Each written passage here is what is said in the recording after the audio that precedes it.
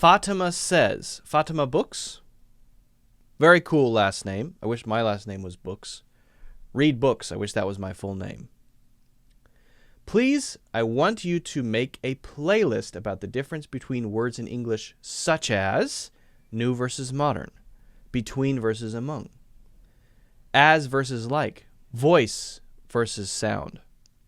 So I'd like to just try these, Fatima, and then let's see if we can build up a playlist over the next few years, maybe, as you continue to give me words that are similar, and we can talk about how they're used.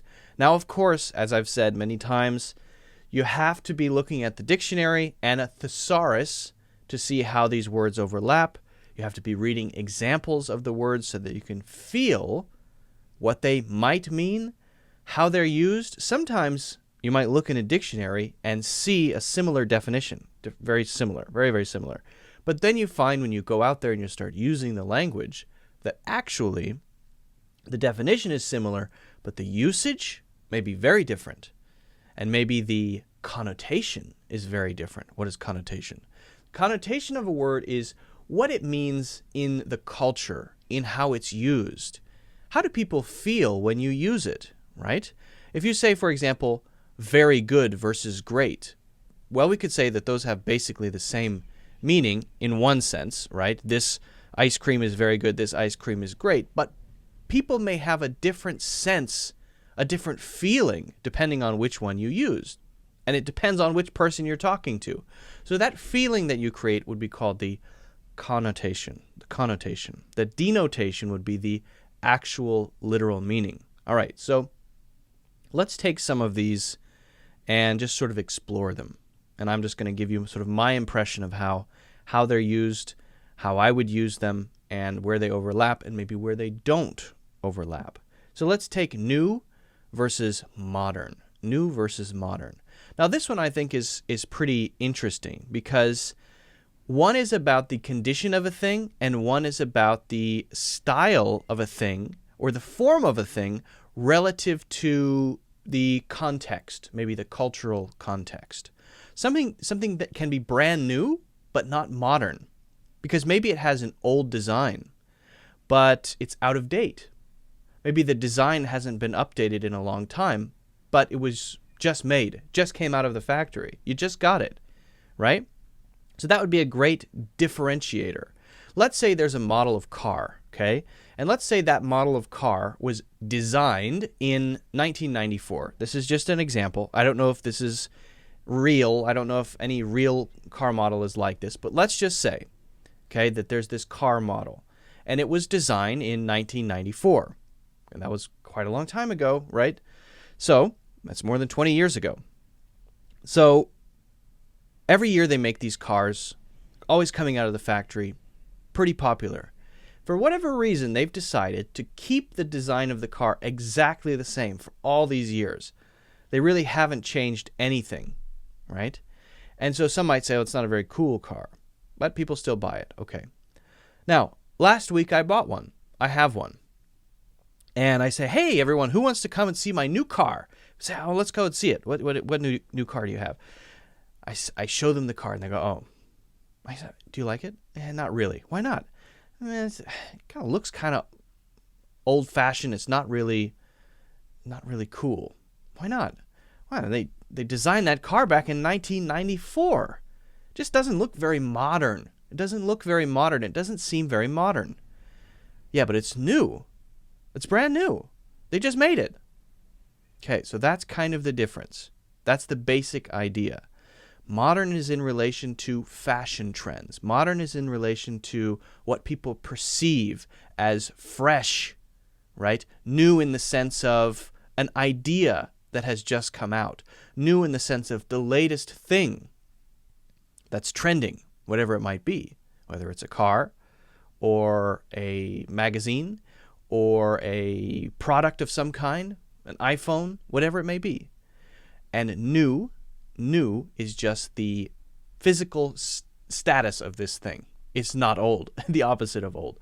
That's the difference between those two. Okay, hopefully that's clear. That's my sense of the difference. Now, between and among is also very interesting.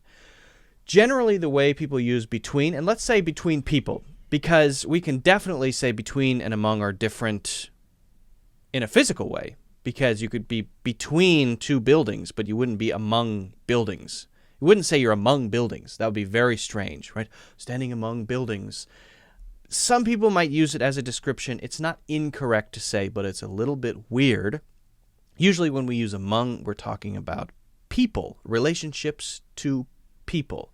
There's a connection to me and these other things that are around me, which are the same kind of thing. Usually that's people. And it could be that they're physically around me or not non-physically around me. Maybe it's a video call. I can still use among for non-physical things as well.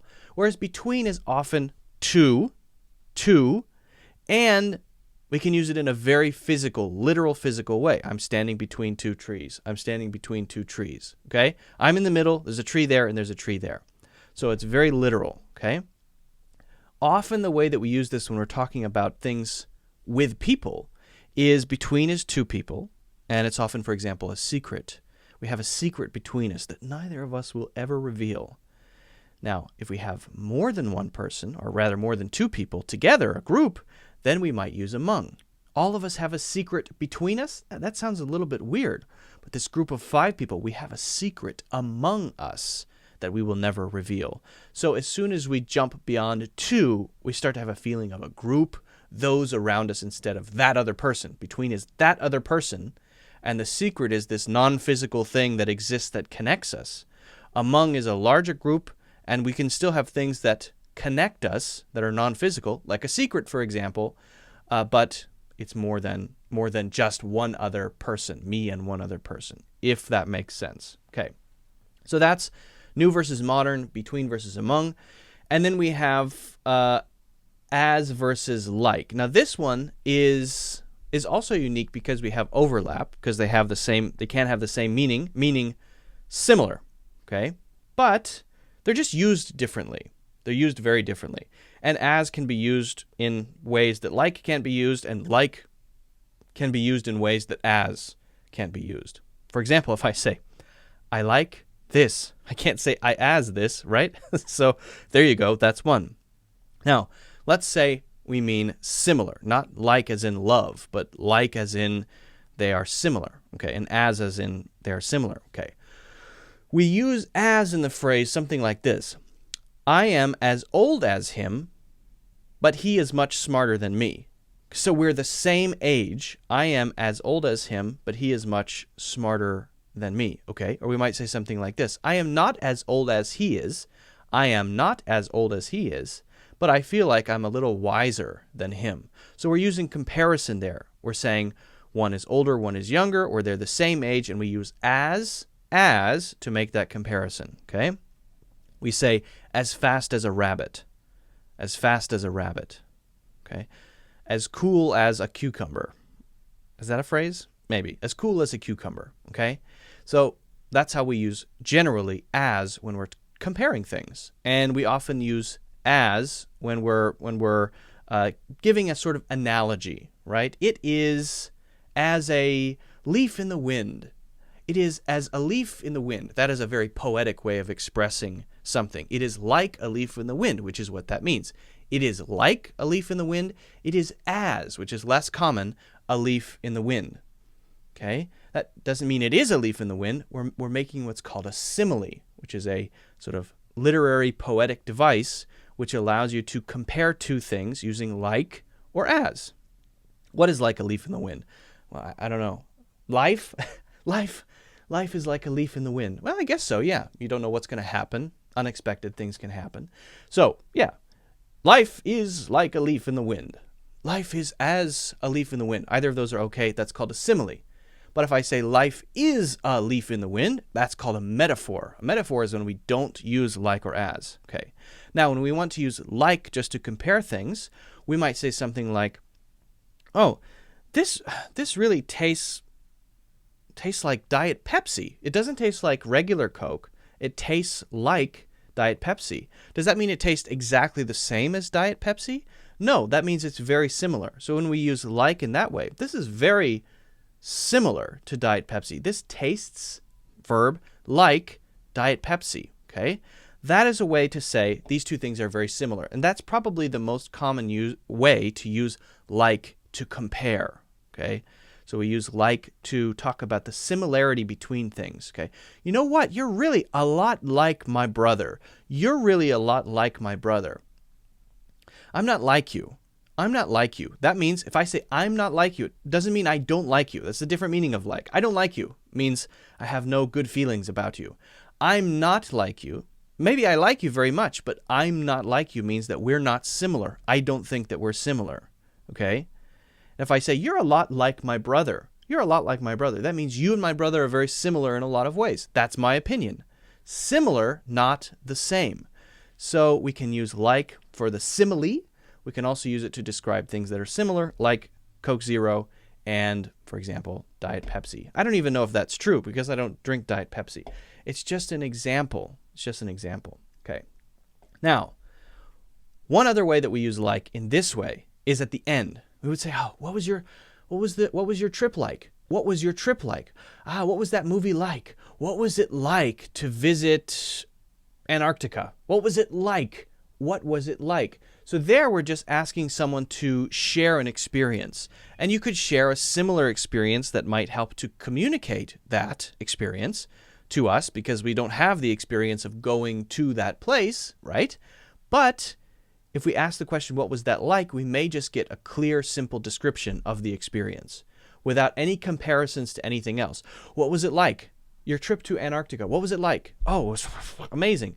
We arrived. We had to arrive on a very small plane. There was a lot of turbulence, and the penguin. We were attacked by penguins. Penguins are not Antarctica. They're South Pole. We were attacked by what could attack us? Ice robots. We were attacked by ice robots. Whatever it may be. Okay, you'd share the experience. You could say just exactly what happened. Okay. So that's how we use that. Now, the last one is voice versus sound. And this one I think is the easiest to explain. Voice versus sound is simply versus the much broader thing of anything that makes noise that reaches our ears. Okay? So when a tree falls down, if someone hears it, it makes a sound. In fact, that's the classic example. If a tree falls in a forest and nobody is around to hear it, does it make a sound? The answer to the question is no.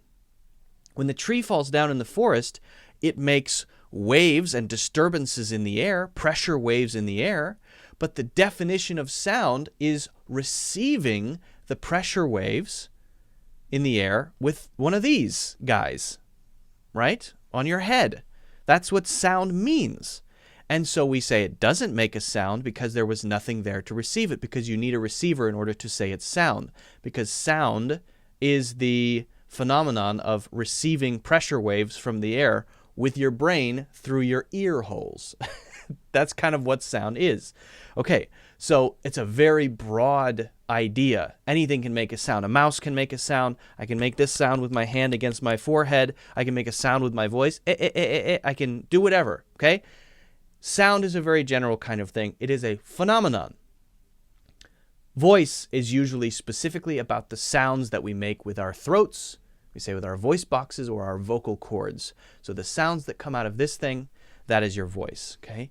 So if someone is being too loud, you could say, please, could you please lower your voice? It's a little loud. Could you please lower your voice or quiet down a bit? Please quiet down a little bit.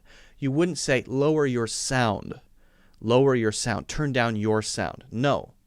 Because it's such a general thing. Now, sometimes we say, could you turn down the sound or the volume on the TV? Could you turn down the sound or the volume on the TV? That's okay. That's fine. But specifically, voice. So that's the difference. Those are the differences between those words. I hope that's clear. If, Fatima, you have other ones that you want me to compare, maybe we can make a playlist. I think it's a good idea, but we can add to it over time. I think that's pretty cool. I like it. Hopefully, all of them are clear. Guys, don't forget to hit the like button. Very important. Don't forget to subscribe. Don't forget to check out the links for my courses in the description. And also, if you want to, you can join the WhatsApp group as well.